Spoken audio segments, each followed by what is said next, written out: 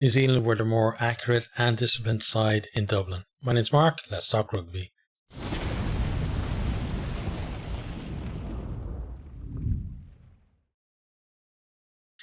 This one was, a bit of a ding-dong battle, a lot of kind of tight play, really competitive at the breakdown. Starting off, Geordie Barrett pinged for blocking, and Crowley opens the scoring for Ireland to make it 3-0. Shortly after, Beelum, he's not rolling away. Mackenzie scores back up for 3-all. Breakdown, real contest, messy from both sides, not a lot of clean ball. And, you feel like it's kind of advantage New Zealand because they're having a lot more of the ball than Ireland as well at that stage. New Zealand then tried to run the ball out of their own half, but Ireland's defence does manage to force a knock on. We then have a little bit of handbags, tension spilling over a little. Ireland, they win a free kick from the subsequent scrum, decide to go with an up and under that gets marked, and not really any advantage to them coming from there. Then Vai steals an Ireland line out, and Gibson Park pinged for blocking from a kick. All Blacks decide to go up the line. They're looking, to get a try on the board, to go through the phases. Satiti makes, a half break then, New Zealand going wide, and Talea looks for an offload in the 22, but then finds Lowe, who kicks the ball clear. Then Byrne manages to turn it over as New Zealand were running it back. James Gibson Park then offside. New Zealand decide to kick to the corner again, but the throw isn't straight. After a few resets then, New Zealand win a penalty. Savea takes it quickly, and Ireland kind of in a little bit of trouble here, but they're managing to hold them out. But there is advantage for a high tackle from Byrne, and I think a second advantage as well. They play on until Mackenzie drops it. Mackenzie then pops a penalty over for 6-3, New Zealand's lead. New Zealand then not supporting the body weight after Lowe carrying well for Ireland. Crowley decides to go to the corner, set up the maul, but it's halted. Then it's sloppy as they move it. The ball squirts out the side of the ruck. Caleb Clark just about in his 22 when he kicks it clear. I think he said he had a foot on the line. Scott Barrett then steals the line out, and Keenan pinged for no clear release as he's trying to attack the ball at the breakdown. Then New Zealand work it into 22. Ryan whistled for not rolling. Ireland warned about the number of penalties to given away. Mackenzie makes it 9-3, and we're approaching half time. When the key then busts a tackle, Ireland attacking from a line out. Vai pinged at the breakdown, and then we also have a TMO check for a high tackle from Geordie Barrett. After review, he goes to the bin. Crowley stops the penalty. It's 9-6 at half time. All Blacks lead, but going to be down to 14 for about 9 minutes after the restart. Ireland then win the penalty, start the second half. New Zealand ping for blocking. Ireland decide to go to the corner. They lose control of the ball though, scooped up by Kane, but he does get caught behind the try line. 5 minutes scrum to Ireland. Feels like a key time in the game. Ireland then spread it after the scrum. Some decent last ditch defence from New Zealand, stopping the likes of Doris and a few other Irish players as well. But then Josh van der Fleer managed to get down low and ground on the line. Crowley adds the extras, 13-9, Ireland into the lead. Lowe then does well to spin and kick after restart. Jordan and Mackenzie get caught when they try to go quickly. Ireland, they turn it over, and they're in the 22. It's looking dangerous with Porter, with kind of a bit of a neck roll really as he's clearing out, and a real let off for the All Blacks there. A bit more discipline from Ireland, and they could have turned a screw a little bit. But then Aumua, he gets over the ball to win a kickable penalty. Up steps Mackenzie, and he does well to land it. Especially since the ball fell off the tee with about 20 seconds to go. Kept us cool though and slotted it 13-12. Ireland then not rolling away. another penalty to New Zealand just inside the Ireland half. Mackenzie hits the post with the penalty and then Gibson Park kicks clear. And then he then forces a knock on as New Zealand run it back. Ireland, clever chip, kick over the top. Hansen running onto it, but Will Jordan does really well to claim it, diffuses the danger, and then actually sparks a bit of a New Zealand attack as well.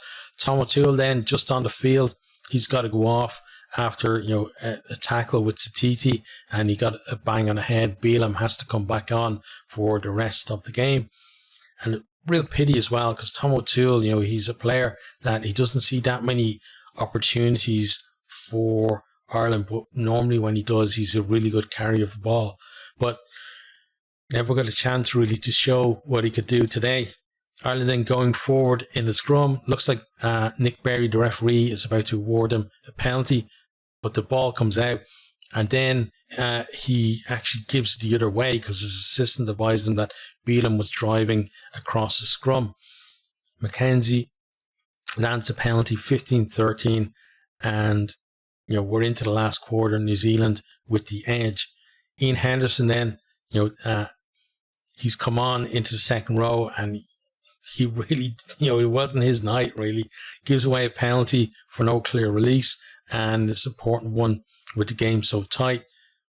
Another sweet strike from Mackenzie for 18-13, and looking for something really big from Ireland now, but Frawley, very questionable up and under in his own half. Hansen knocks it on. New Zealand run the ball back. Savea makes good ground on the right.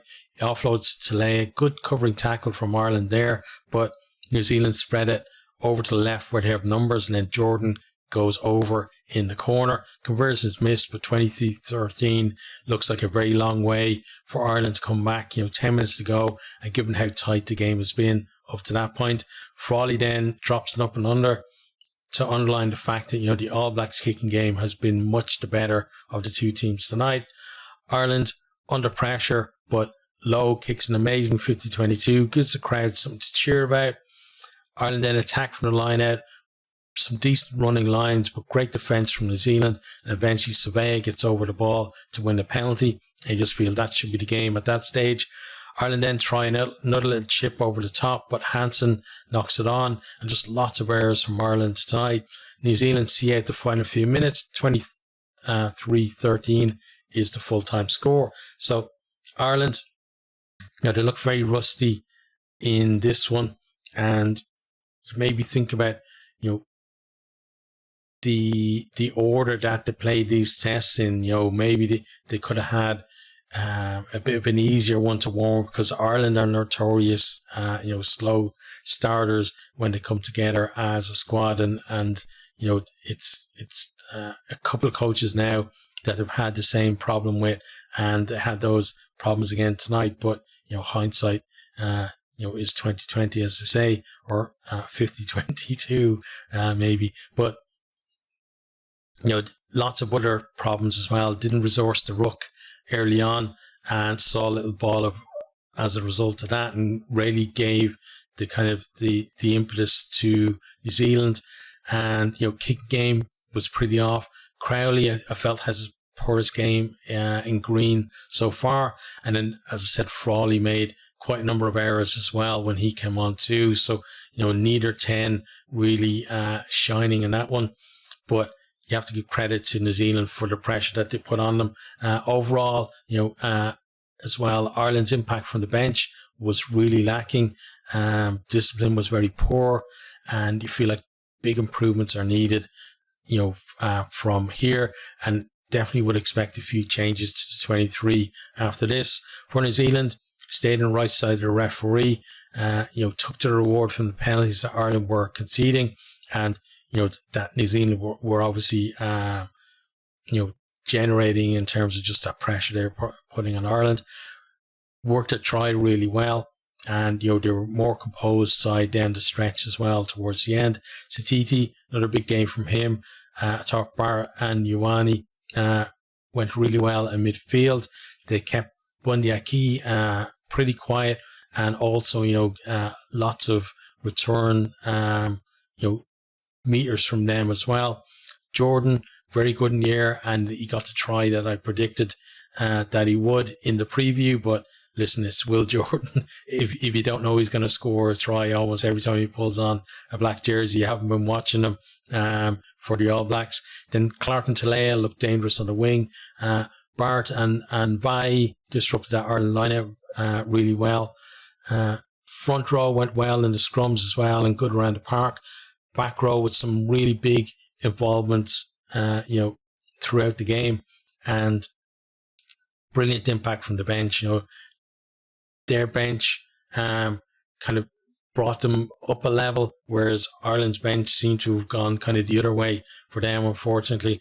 But overall, Robertson going to be pleased with this win, especially knowing that it wasn't a perfect game, plenty of errors for them to iron out as well, and to eliminate for the game. So yeah, I'd say definitely going to be much the happier of the two coaches after that, and well done to New Zealand on that. It was it wasn't, as I said, wasn't a perfect performance, but they did what they had to do to win, and to control the game for much of it as well.